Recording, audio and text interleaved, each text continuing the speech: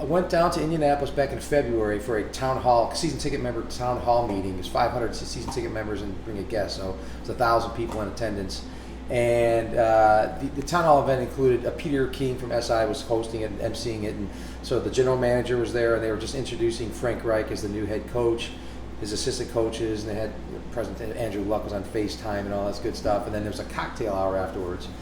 So after the presentations were all done, I was getting ready to make a beeline to this cocktail hour. One of the ladies from the Colts said, "No, we have one more thing to do here. You know, like, let's get this over with. Come on, I want to get in there. It's a good shrimp cocktail waiting for me."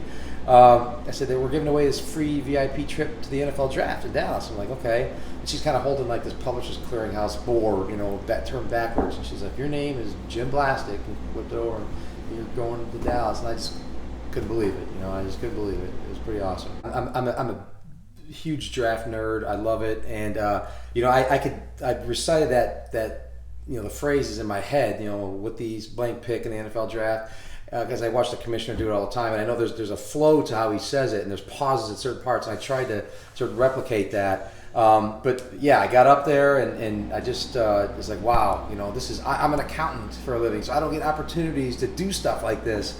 And so when I'm up there in front of all those people, I was going to take my chance and just, you know, give a shout out to my kids and say, "Guys, look, man, your dad is pretty cool, I guess. You know, I'm doing something kind of cool. It's a little bit of a legacy for me." So, you know, I grew up in North Hammond, Bears territory. This is all still Bears territory.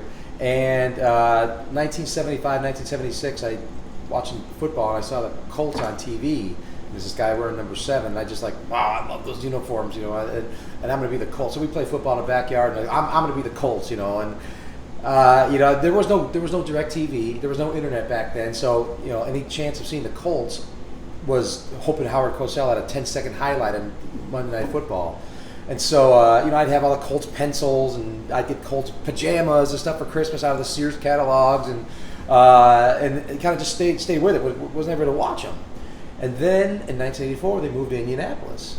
And I'm like, wow, that's only a couple hours away from where we live. And so my dad took me to my first game down there in 1986.